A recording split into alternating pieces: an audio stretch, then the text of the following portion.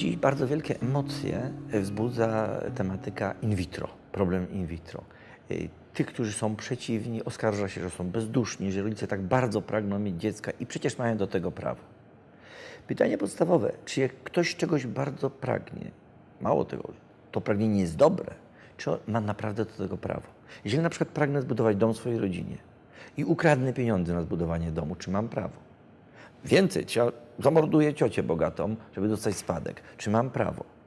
Czy wreszcie ja mogę uczciwie pracując zarobić na budowę tego domu i go zbudować w swojej rodzinie? I tylko w trzecim wypadku, jeżeli uczciwą pracą ja dorobię się i zbuduję dom, tylko wtedy ja poprzez ten proceder urosnę i dokona się jakieś dobro. Niegodziwe środki niestety wykluczają osiągnięcie celu, nawet bardzo upragnionego. W problemie in vitro nakładają się jeszcze liczne problemy, których ludzie powszechnie nie rozumieją. Po pierwsze, pokazuje się jako wielkie dobrodziejstwo dla małżonków, zupełnie nie pokazując, jakim kosztem się odbywa. Odbywa się właśnie między innymi kosztem zamordowania iluś braci, sióstr, które nigdy nie ujrzą światła dziennego, którzy powstali w procedurze w szkle, ale nigdy się nie urodzą. Różne są procedury, czy się wyleje, czy się przechowa, tak czy inaczej te osoby zginą i nie ujrzą światła dziennego. Następny problem, bardzo poważny, to jest nawet zwykłe niszczenie zdrowia kobiety. O tym się też nie mówi, ale te tak zwane hiperstymulacje, gigantyczne dawki hormonów są bardzo szkodliwe. Już pomijając, że kobieta znacznie powiększa wagę ciała, co dla niektórych kobiet może się okazać istotne. Natomiast to są choroby aż do śmierci włącznie. 12-krotnie częściej umierają kobiety na skutek hiperstymulacji niż na skutek porodów, o czym tak często się mówi, że porody są takie groźne dla kobiety. Ale to wcale wszystko nie są najważniejsze problemy. Najważniejszym problemem in vitro jest to, że dziecko poczyna się w sposób niegodny. Już tłumaczę. Dziecko ma prawo do poczęcia na skutek miłosnego aktu rodziców, ojca i matki, konkretnych ludzi, którzy się kochają, którzy tworzą wspólnotę, które stworzą temu dziecku warunki do wzrostu. Przecież dzisiaj, niedawno odbywał się proces, gdzie kobieta zleciła wyprodukowanie dziecka, kupiła spermę, kupiła komórki jajowe, wynajęła kobietę, która dała swoją macicę i ta kobieta nosząca dziecko po prostu w internecie sprzedała je innej kobiecie. No i ta właścicielka prawowita, tak można powiedzieć, wniosła do sądu o kradzież dziecka. To nie jest bajka, to nie jest jakiś wymyślony przypadek. A to jeszcze nie koniec nadużyć, które mogą się dziać. Już pytanie, kto jest ojcem tego dziecka?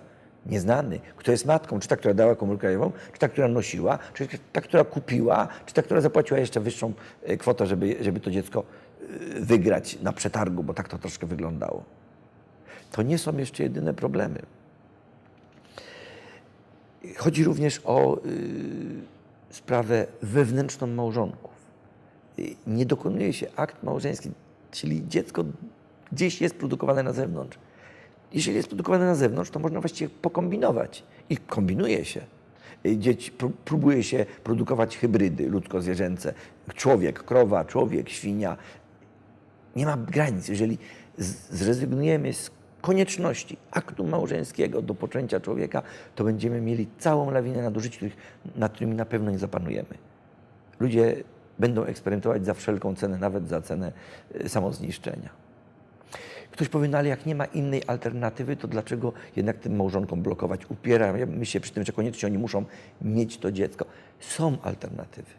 Jest chociażby dzisiaj zupełnie nienagłośniona naprotechnologia, gdzie bardzo dokładnymi badaniami rozpoznaje się przyczynę niepłodności, po czym leczy się punktowo dokładnie to, co jest chore, po czym urodzi się dziecko.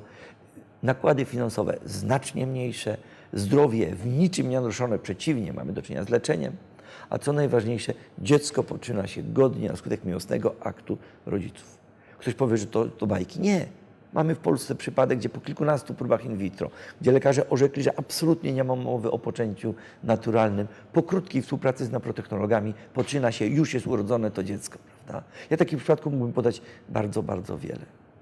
Niestety, naprotechnologia nie wpisuje się w ogólny biznes na bałaganie seksualnym. Nic na to nie poradzę, że tak jest.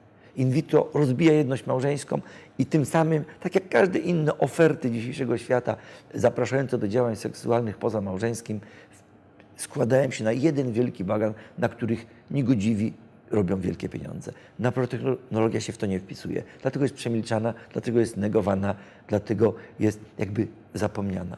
Dzisiaj w Niemczech kobieta, będąc w programie in vitro, ma wszystkie badania za darmo. Medyczne, te, które są potrzebne. Będąc w programie naprotechnologii, musi za wszystkie badania płacić z własnej kieszeni. To jest tylko taki jeden malutki przyczynek.